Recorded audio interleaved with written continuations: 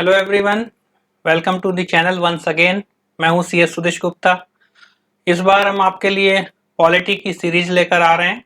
इसमें हम constitution of India के सारे आर्टिकल्स को कवर करेंगे। इस बार आर्टिकल 52 से आर्टिकल 60 को कवर करने जा रहे हैं, जिसमें हम देखेंगे भारत में राष्ट्रपति का चुनाव कैसे होता है। ये पार्ट 5 में जो यूनियन है उसमें चैप्टर 1 जो एग्जीक्यूटिव है उसमें बताया गया है, और इसमें हम एक एक करके देखेंगे कि 52 आर्टिकल से कैसे क्या क्या कवर किया गया है। इसमें सबसे पहले हम देखेंगे भारत का राष्ट्रपति आर्टिकल 52, आर्टिकल 53 संघ की कार्यपालिका शक्ति, आर्टिकल 54 राष्ट्रपति का निर्वाचन, इलेक्शन ऑफ प्रेसिडेंट, आर्टिकल 55 राष्ट्रपति के निर्वाचन की रीति, manner of election of president, article 56 tenure of president, article 57 री election, article 58 qualification, article 59 conditions and article 60 राष्ट्रपति द्वारा शपथ ओथ। तो ये आर्टिकल 52 से लेकर आर्टिकल 60 तक एक एक आर्टिकल को कवर करेंगे। आइए देखते हैं आर्टिकल 52। इसमें हम करंट में भी देख लेते हैं क्या हुआ है। श्री रामनाथ कोविंद भारत के 14वें राष्ट्रपति थे। वे 25 जुलाई 2017 को 14वें राष्ट्रपति के रूप में निर्वाचित हुए थे। 25 जुलाई 2017 को भारतीय उच्चतम न्यायालय के तत्कालीन मुख्य न्यायाधीश जे.एस. खेयर ने उन्हें भारत के राष्ट्रपति पद की शपथ दिलाई थी। तो हमें याद रखना है भारत के 14वें राष्ट्रपति कौन थे? श्री रामनाथ कोविंद थे, और ये इनका कार्यकाल 25 जुलाई 2017 से 25 जुलाई 2022 तक था। अभी जो राष्ट्रपति चुनाव हुए हैं उसमें राष्ट्रपति पद के 2 उम्मीदवार थे। एक थे द्रौपदी मुर्मू जी, दूसरे यशवंत सिन्हा जी। द्रौपदी मुर्मू जी झारखंड की पूर्व राज्यपाल भी रही हैं, और अभी वो आदिवासी समुदाय से आने वाली इस पद के लिए प्रथम महिला हैं। यशवंत सिन्हा जी पूर्व में आईएएस रहे हैं, उसके बाद केंद्रीय मिनिस्टर रहे, एक अटल बिहारी वाजपेयी गवर्नमेंट में, एक उससे पहले। तो द्रौपदी मुर्मू जी एनडीए की कैंडिडेट थी, नेशनल डेमोक्रेटिक अलायंस, और यशवंत सिन्हा जी अपोजिशन के प्रेसिडेंशियल कैंडिडेट थे। और अभी द्रौपदी मुर्मू जी देश की 15वीं राष्ट्रपति चुन ली गई हैं। ये उड़ीसा के मयूरभंज की रहने वाली श्रीमती द्रौपदी मुर्मू जी 15वीं राष्ट्रपति चुनी गई हैं। द्रौपदी मुर्मू को कुल 64.03% वोट मिले, जबकि यशवंत सिन्हा जी को 35.97% वोट ही मिले। उच्चतम न्यायालय के मुख्य न्यायाधीश एन.वी. रमन्ना ने 25 जुलाई 2022 को द्रौपदी मुर्मू जी को राष्ट्रपति पद की शपथ दिलवाई। तो हमें याद रखना है द्रौपदी मुर्मू जी देश की 15वीं राष्ट्रपति चुनी गई हैं। आर्टिकल 52 क्या कहता है? भारत का राष्ट्रपति, भारत का एक राष्ट्रपति होगा। तो हमें याद रखना है आर्टिकल 52 बताता है कि भारत में एक राष्ट्रपति होगा। आर्टिकल 53 में आते हैं। आर्टिकल 53 बताता है संघ की कार्यपालिका शक्ति। संघ की कार्यपालिका शक्ति राष्ट्रपति में निहित होंगी, और वह इसका प्रयोग इस संविधान के अनुसार स्वयं या अपने अधीनस्थ अधिकारियों के द्वारा करेगा।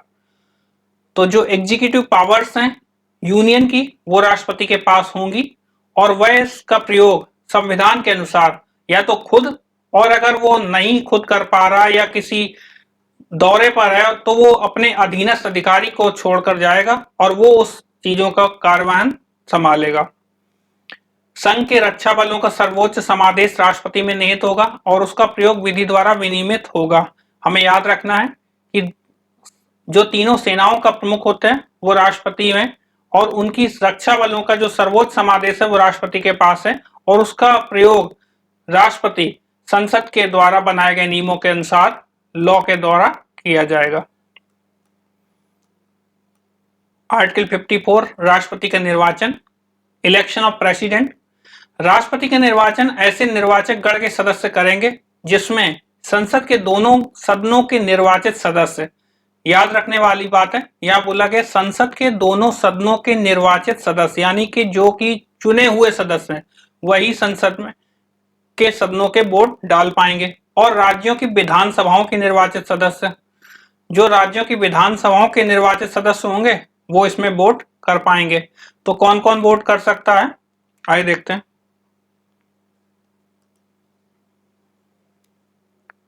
इसमें इसमें पेन सिलेक्ट कर लेते हैं पहले।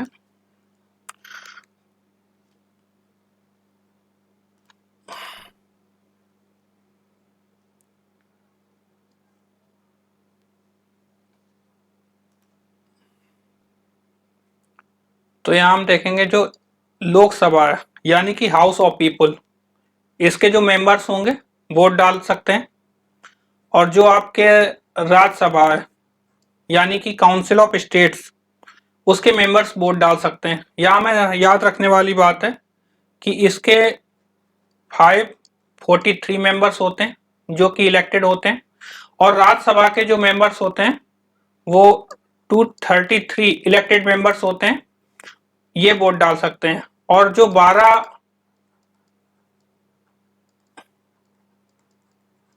नॉमिनेटेड मेंबर्स होते हैं वो वोट नहीं डाल सकते हैं। वो प्रेसिडेंट के द्वारा नॉमिनेट किए जाते हैं, जो विभिन्न क्षेत्रों से आते हैं, जैसे कला, संस्कृति, साहित्य, इन सब से ये 12 मेंबर्स चुने जाते हैं। ये 12 मेंबर्स राष्ट्रपति द्वारा नॉमिनेट किए जाते हैं, तो ये वोट नहीं करेंगे। याद रखने वाली बात है, केवल 233 मेंबर्स ही वोट डालेंगे। और जो एमएलएज हैं, राज्यों की विधानसभाओं के जो चुने हुए सदस्य हैं, वो एमएलए कहलाते हैं और वो वोट डाल पाएंगे। तो हमें याद रखने वाली बात है, इसमें कौन कौन वोट कर सकता है। लोकसभा के मेंबर्स यानी कि house of people, council of states और लेजिस्लेटिव असेंबलीज के इलेक्टेड मेंबर्स ही वोट डाल सकते हैं। अगर कोई नॉमिनेटेड मेंबर्स है यानी कि राज्यसभा की हम बात कर रहे हैं, तो वो वोट नहीं कर सकता है। यहाँ एक बात और ध्यान देने वाली बात है कि आपने सुना होगा एमएलसी यानी कि मेंबर ऑफ लेजिस्लेटिव काउंसिल। ये 6 राज्यों में अभी है, 6 स्टेट्स। भारत के 6 राज्यों में लेजिस्लेटिव काउंसिल का अभी स्ट्रक्चर है।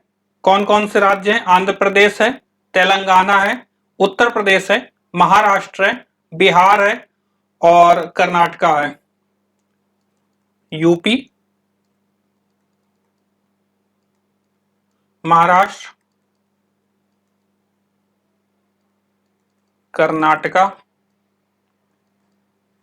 तेलंगाना, आंध्र प्रदेश और कौन सा बचा? बिहार। ये जो 6 राज्य हैं, इनमें विधान मंडल का भी कॉन्सेप्ट है, जिनको हम लेजिस्लेटिव काउंसिल बोलते हैं। तो इनके जो मेंबर्स होंगे, इनके मेंबर्स राष्ट्रपति के चुनाव में वोट नहीं डाल सकते हैं। तो ये पूरा कॉन्सेप्ट है इलेक्टोरल कॉलेज का, जो आपने सुना होगा राष्ट्रपति के चुनाव में कौन वोट करता है। तो एक इलेक्टोरल कॉलेज होता है, उसमें हमने आपको बताया लोकसभा के मेंबर्स, राज्यसभा के चुने हुए मेंबर्स, एमएलएज जो विधानसभा है पूरे देश में उनके एमएलएज, और जो नॉमिनेटेड मेंबर्स हैं वो इसमें वोट नहीं कर सकते हैं। आइए आगे देखते हैं। इसमें एक स्पष्टीकरण है इस आर्टिकल 54 में कि आर्टिकल 54 और आर्टिकल 55 में जो राज्य की डेफिनेशन है, उसमें दिल्ली राष्ट्रीय राजधानी क्षेत्र और पौंडीचेरी संघ को राज्य माना गया है। तो जब हम राज्य को देखेंगे तो उसमें हम दिल्ली को और पौंडीचेरी संघ राज्य क्षेत्र को राज्य मानेंगे। नेक्स्ट आर्टिकल पे आते हैं।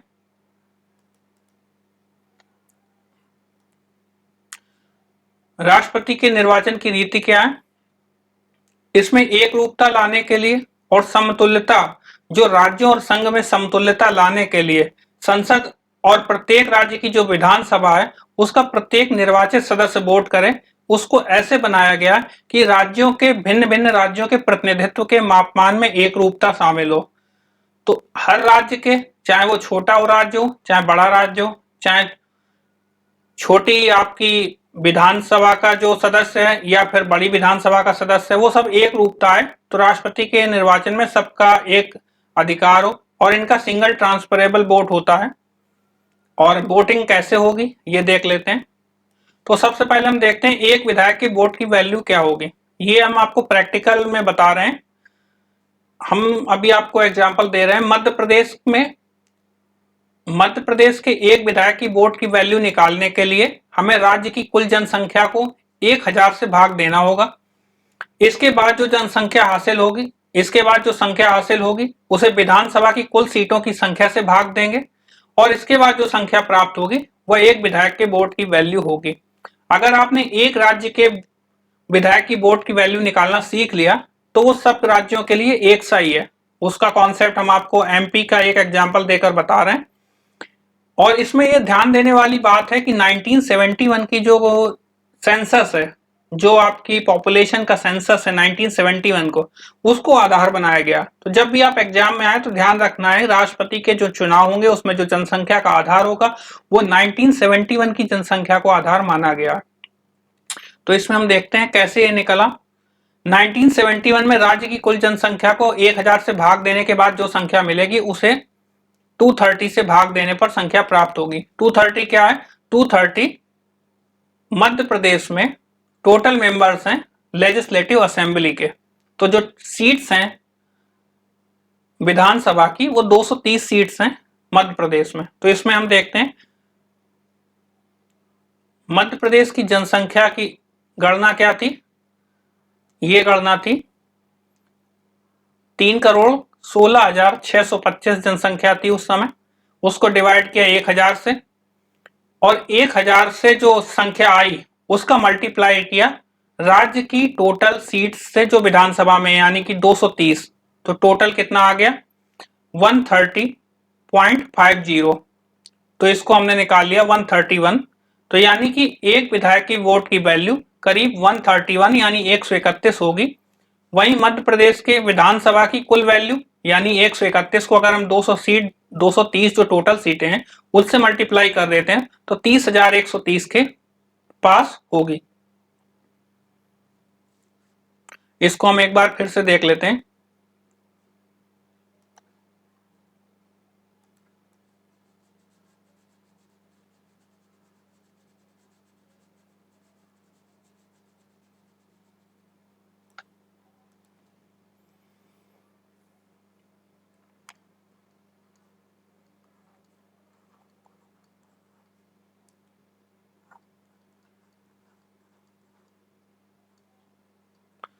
ये क्या है? मध्य प्रदेश के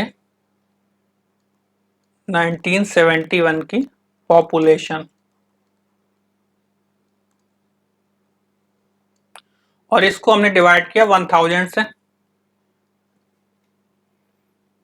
इससे जो आएगा उससे हम 230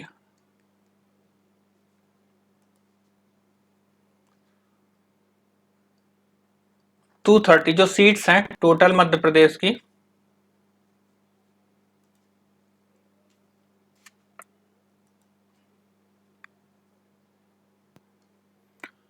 तो ये आपकी आ गई 131.50 130। इसको हम एक बार फिर से कर देते हैं। तो ये क्या आ गया?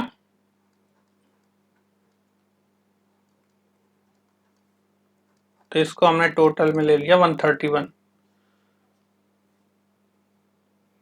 ये पॉपुलेशन हो गई आपकी, ये डिवाइड बाय 1000 और ये जो है एमपी की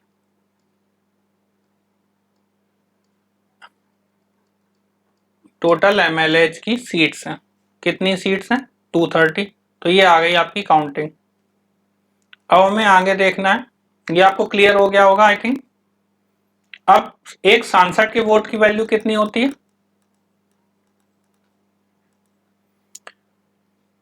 सांसद की एक वोट की वैल्यू जानने के लिए सभी विधानसभाओं के, याद रखने वाली बात है, सभी विधानसभाओं के वोटों की कुल वैल्यू, जितनी भी विधानसभाएं देश में उनके वोटों की वैल्यू के कुल जोड़ को पहले हमें लाना है और उनको डिवाइड करना है किससे है? कुल सांसदों से। कुल सांसद कितने? लोकसभा में मैंने बताया थे 543 और राज्यसभा में 233। तो इससे जो डिवाइड करने पर जो भी संख्या आएगी वो सांसद के एक वोट की वैल्यू होगी। यहां पर निकाला है कि सांसद के एक वोट की वैल्यू 700 है। और मध्य प्रदेश में लोकसभा में 29 सीट्स हैं और राज्यसभा में 11 सीट्स हैं। तो लोकसभा के सांसद हुए 29 और राज्यसभा के 11, तो इनको हमने टोटल कर दिया तो ये हो गया 40। तो ऐसे में मध्य प्रदेश के सांसदों की कुल वोटों की कुल वैल्यू 700 मल्टीप्लाइड बाई, इसको हम देख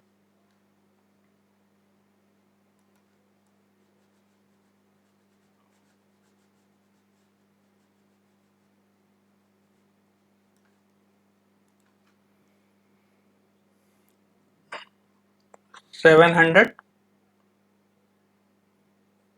ये तो हो गए एक सांसद के वोट की वैल्यू, 1 MP यानी कि मेंबर ऑफ पार्लियामेंट। और टोटल कितने हैं? 29 तो लोकसभा में है और 11 राज्यसभा में है, तो ये हो गए 40 हो गए टोटल में। तो अगर हम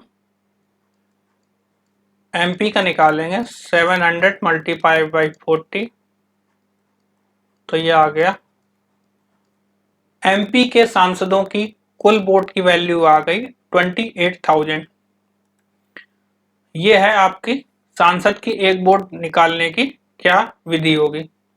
अब इसमें हम देखते हैं, राष्ट्रपति चुनाव में सांसदों को हरे रंग और विधायकों को गुलाबी रंग का मतपत्र दिया जाता है। मतपत्र पर सभी उम्मीदवारों के नाम होते हैं, यानी कि इस बार जैसे 2 उम्मीदवार थे तो 2 उम्मीदवारों के नाम होंगे। वोटर अपनी वरीयता 1 या 2, अगर किसी को पहले जो वरीयता में लिखा होगा उसको वोट देना है तो उसके नाम के आगे 1, और दूसरे वाले को वोट देना है तो नाम के आगे 2 जो कॉलम बना होता है उसमें लिख कर देना होता है। यह वोट एक खास पेन से दिया जाता है, और अगर किसी पेन से यह वोट दिया जाएगा तो वह वोट अमान्य हो जाता है। मान लीजिए हम अपना पेन लेकर चले गए और हमने सोचा कि हम उनका पेन जो खास वाला है वो छोड़ देते हैं, अपने से वोट दे देते हैं, तो ऐसा नहीं करना है। जो पेन वहां से मिला हुआ उसी से वोट देना, नहीं तो वोट अमान्य हो जाएगा। और ध्यान रखना है, सांसदों को हरे रंग और विधायकों को गुलाबी रंग का मतपत्र मिलता है। आइए आगे, राष्ट्रपति की पदावधि क्या होती है? राष्ट्रपति अपने पद ग्रहण की तारीख से 5 वर्ष की अवधि तक पद धारण करेगा। जो कार्यकाल होगा वो 5 वर्षों की अवधि का होगा। कब से होगा? जब से अपना पद ग्रहण करेगा। परंतु राष्ट्रपति उपराष्ट्रपति को संबोधित अपने हस्ताक्षर सहित लेख द्वारा अपना पद त्याग सकेगा। अगर राष्ट्रपति चाहे तो अपना पद त्याग सकने के लिए उपराष्ट्रपति को संबोधित करते हुए अपने हस्ताक्षर से एक लेटर लिखेगा और वो अपना पद त्याग सकेगा। अगर संविधान का वायलेशन करता है राष्ट्रपति, तो आर्टिकल जो 61 है जिसमें इम्पीचमेंट बताया गया है कैसे राष्ट्रपति को महाभियोग द्वारा पद से हटाया जा सकता है, तो उस आर्टिकल के तहत हम राष्ट्रपति को पद से भी हटा सकते हैं। तो ऊपर बताया गया पद त्याग सकेगा, दूसरा बताया गया पद अगर हटाया जाना तो कैसे हटेगा, आर्टिकल 61 में जो इम्पीचमेंट का प्रोसीजर है। अगर आर्टिकल किसी कॉन्स्टिट्यूशन में किसी आर्टिकल का वायलेशन करता है राष्ट्रपति, तो थर्ड है, राष्ट्रपति अपने पद की अवधि समाप्त हो जाने पर भी तब तक पद धारण करता रहेगा जब तक कि उसका उत्तराधिकारी अपना पद ग्रहण नहीं कर लेता है। इसमें ध्यान रखने वाली बात यह है, मान लो राष्ट्रपति का इलेक्शन होता है और किसी कारणवश नया राष्ट्रपति जो अपनी पद की शपथ है वो लेने में लेट हो जाता है या चुनाव टाइम पर नहीं हो पाता है, तो जो पुराना राष्ट्रपति है जब तक उत्तराधिकारी उसका पद ग्रहण नहीं कर लेता तब तक वो पद धारण किए रहेगा। और जो उपराष्ट्रपति को हमने ऊपर बताया था कि अगर संबोधित करके अपना त्याग पत्र दे रहा है तो उसकी सूचना लोकसभा के अध्यक्ष को तुरंत दी जाएगी। जो हाउस ऑफ पीपल का अध्यक्ष है लोकसभा, उसके अध्यक्ष को तुरंत सूचना दी जाएगी। तो ये था आपका आर्टिकल 56। आर्टिकल 57 देखते हैं, इसमें री इलेक्शन बताया गया। कोई व्यक्ति जो राष्ट्रपति के रूप में पद धारण करता है या कर चुका है, इस संविधान के अन्य उपबंधों के अधीन रहते हुए उस पद के लिए पुनर्निर्वाचन का पात्र होगा। या तो वो राष्ट्रपति रह चुका है या करने वाला है। अगर पद धारण कर चुका है या पद धारण करता है तो राष्ट्रपति का री इलेक्शन के लिए वो क्वालिफाई हो जाएगा। तो कोई भी व्यक्ति जो एक बार राष्ट्रपति रह चुका है वो दोबारा राष्ट्रपति बन सकता है। आर्टिकल 58 देखते हैं, राष्ट्रपति निर्वाचित होने के लिए क्या अर्हता है। ध्यान रखने वाली बात है, कोई व्यक्ति राष्ट्रपति निर्वाचित होने का पात्र तभी होगा जब वह भारत का नागरिक है। सबसे इंपॉर्टेंट थिंग है कि भारत का नागरिक होना जरूरी है, 35 वर्ष की आयु पूरी कर चुका हो और लोकसभा का सदस्य निर्वाचित होने के लिए क्वालिफाई कर जाता हो। तो ध्यान रखने वाली है सबसे पहले कि भारत का नागरिक होना चाहिए, दूसरा है 35 वर्ष की आयु पूरी कर चुका हो, तीसरा लोकसभा का सदस्य चुना जा सकता हो। कोई व्यक्ति जो भारत सरकार के या किसी राज्य सरकार के अधीन या उक्त सरकारों में किसी के नियंत्रण में किसी स्थानीय या अन्य प्राधिकारी के अधीन कोई लाभ का पद धारण करता है तो राष्ट्रपति का निर्वाचित होने का पात्र नहीं होगा। सबसे पहला बात, कोई व्यक्ति, पहला क्या है भारत सरकार, दूसरा क्या है राज्य की सरकार, तीसरा दोनों में से कोई सरकार की अगर नियंत्रण में कोई स्थानीय यानी कि जो लोकल गवर्नमेंट्स होती हैं जैसे म्यूनिसिपैलिटी हो गई या कोई भी ऐसा हो गया जिसमें उक्त सरकारों का कंट्रोल होता है, तो उसमें भी अगर कोई लाभ का पद धारण करता है तो वो राष्ट्रपति निर्वाचित होने का पात्र नहीं होगा। लेकिन इसमें एक स्पष्टीकरण है कि इस अनुच्छेद यानी कि इस आर्टिकल के प्रयोजन के लिए, केवल इस आर्टिकल के लिए बताया गया है कि कोई व्यक्ति केवल इस कारण कोई लाभ का पद धारण करने वाला नहीं समझा जाएगा कि वह संघ का राष्ट्रपति या उपराष्ट्रपति या किसी राज्य का राज्यपाल है अथवा संघ का या किसी राज्य का मंत्री है। अगर इनमें से कोई है तो वो पर लाभ का पद धारण करने वाला नहीं समझा जाएगा। कौन कौन है? संघ का राष्ट्रपति, उपराष्ट्रपति, किसी राज्य का राज्यपाल या किसी संघ या किसी राज्य का मंत्री। अगर इनमें से कोई भी पद धारण करता है तो वो लाभ का पद धारण करने वाला नहीं समझा जाएगा। तो आर्टिकल 58 क्लियर है। आगे बढ़ते हैं। आर्टिकल 59, राष्ट्रपति पद के लिए क्या शर्तें हैं। राष्ट्रपति संसद के किसी सदन का या किसी राज्य के विधानमंडल के किसी सदन का सदस्य नहीं होगा। राष्ट्रपति बनने से पहले अगर सदस्य है तो वो सदस्यता छोड़नी पड़ेगी। तो इसमें बताया गया है कि राष्ट्रपति संसद के किसी सदन का या किसी राज्य के विधानमंडल के किसी सदन का सदस्य नहीं होगा, और यदि संसद के किसी सदन का या किसी राज्य के विधानमंडल के किसी सदन का कोई सदस्य राष्ट्रपति निर्वाचित हो जाता है तो यह समझा जाएगा कि उसने उस सदन में अपना स्थान राष्ट्रपति के रूप में अपने पद ग्रहण करने की तारीख से रिक्त कर दिया है। समझने वाली बात है। अगर संसद का किसी सदन में सदस्य, संसद यानी कि राज्यसभा लोकसभा, किसी राज्य के विधानमंडल के किसी सदन का सदस्य नहीं हो, किसी सदस्य है, तो अगर वो राष्ट्रपति निर्वाचित हो जाता है, इलेक्ट हो जाता है, तो यह मान लिया जाएगा कि उस सदन में उसने अपना स्थान राष्ट्रपति के रूप में अपने पद ग्रहण की तारीख से रिक्त कर दिया है। राष्ट्रपति अन्य कोई लाभ का पद धारण नहीं करेगा। जैसे कि हम पहले देख कर आए आर्टिकल 58 में, अगर कोई अन्य लाभ का पद धारण करता है तो उसको पहले छोड़ देना होगा। राष्ट्रपति बिना किराए दिए अपने शासकीय निवासों के उपयोग का हकदार होगा, और ऐसी उपलब्धियों, भत्तों और विशेषाधिकारों का भी जो संसद विधि द्वारा अवधारित करे, और जब तक इस निमित्त इस प्रकार उपबंध नहीं किया जाता है तब तक ऐसी उपलब्धियों, भत्तों और विशेषाधिकारों का जो दूसरी अनुसूची में विनिर्दिष्ट हकदार होगा। तो राष्ट्रपति अपने राष्ट्रपति भवन में रहेगा और उसका कोई किराया नहीं देना होगा क्योंकि वो उसका अपना शासकीय निवास होगा, और जो उसकी उपलब्धियां हैं जैसे भत्ते हैं और भी विशेषाधिकार हैं तो संसद के द्वारा जो भी बनाए जाएंगे तो वो इन सब का हकदार होगा, जो कि दूसरी सूची में बताए गए हैं। दूसरी सूची किसकी? कॉन्स्टिट्यूशन ऑफ इंडिया, भारतीय संविधान की दूसरी अनुसूची में जो बताए गए उन सब का हकदार होगा। राष्ट्रपति की उपलब्धियां और भत्ते उसकी पदावधि के दौरान कम नहीं किए जाएंगे। तो राष्ट्रपति को जो भी भत्ते मिलते हैं वो उसके टेन्योर के दौरान जैसे मिलते हैं वैसे ही मिलते रहेंगे, उनको कम नहीं किया जाएगा।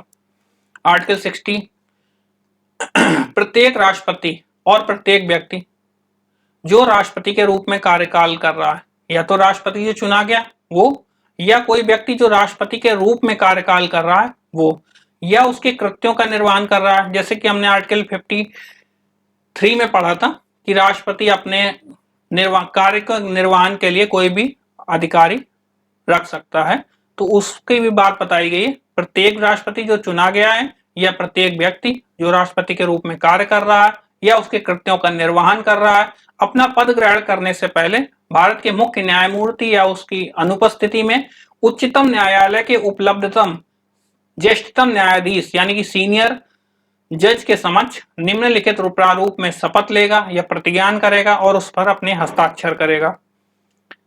तो पद ग्रहण करने से पहले भारत के मुख्य न्यायमूर्ति, चीफ जस्टिस ऑफ इंडिया या उसकी अनुपस्थिति में जो सुप्रीम कोर्ट के जो सबसे सीनियर जज होंगे उनके समक्ष ओथ ली जाएगी, शपथ ली जाएगी और उस पर अपने हस्ताक्षर करेगा। शपथ में क्या बोला जाएगा? ईश्वर की शपथ लेता हूं मैं अमुक डैश डैश की मैं श्रद्धा पूर्वक भारत के राष्ट्रपति के पद का कार्यपालन सत्यनिष्ठा से प्रतिज्ञान करता हूं अथवा राष्ट्रपति के कृत्यों का निर्वहन करूंगा। ये अथवा राष्ट्रपति के कृत्यों का निर्वहन किसके लिए? जो अधिकारी उसके रूप में कार्यों का निर्वहन कर रहा है तथा अपनी पूरी योग्यता से संविधान और विधि का परिरक्षण, संरक्षण और प्रतिरक्षण करूंगा और मैं भारत की जनता की सेवा और कल्याण में निरत रहूंगा। तो ये थी राष्ट्रपति के द्वारा ली गई शपथ का जो कंटेंट होता है वो था आर्टिकल 60 में। तो हमने देखा article 52, article 53, article 54, article 55, article 56, 57, 58, 59, 60 और ये पूरी राष्ट्रपति के जो चुनाव की प्रक्रिया है उससे संबंधित था। अब हम आर्टिकल 60 करेंगे, 61 करेंगे नेक्स्ट वीडियो में, जो भारत के राष्ट्रपति अगर कोई कॉन्स्टिट्यूशन का वायलेशन करते हैं तो उनको किस तरह से हटाया जा सकता है। और आशा करता हूं आपको मेरा ये वीडियो अच्छा लगा होगा। जो मैंने इसमें प्रैक्टिकल नॉलेज आपके साथ शेयर की है वो आपको समझ में आई होगी। कैसे एक विधायक का वोट निकालते हैं, कैसे एक एमपी का वोट निकालते हैं यानी कि मेंबर ऑफ पार्लियामेंट का, कैसे कैसे चीज़ों को हम काउंट करते हैं और क्या क्या इसमें कवर करता है क्या नहीं करता है, वो सारी चीज़ें जो हमने डिस्कस की। आशा करता हूँ यह वीडियो आपको अच्छे से बता पाया हूँ मैं। और अगर कुछ इसमें आपको कमी लगती है तो आप कमेंट बॉक्स में मुझे लिख सकते हैं। अगले आने वीडियो में हम और चीज़ें करेंगे। इसके बाद इम्पीचमेंट का वीडियो लाएंगे और उसके बाद वाइस प्रेसिडेंट का वीडियो लाएंगे। So thank you so much.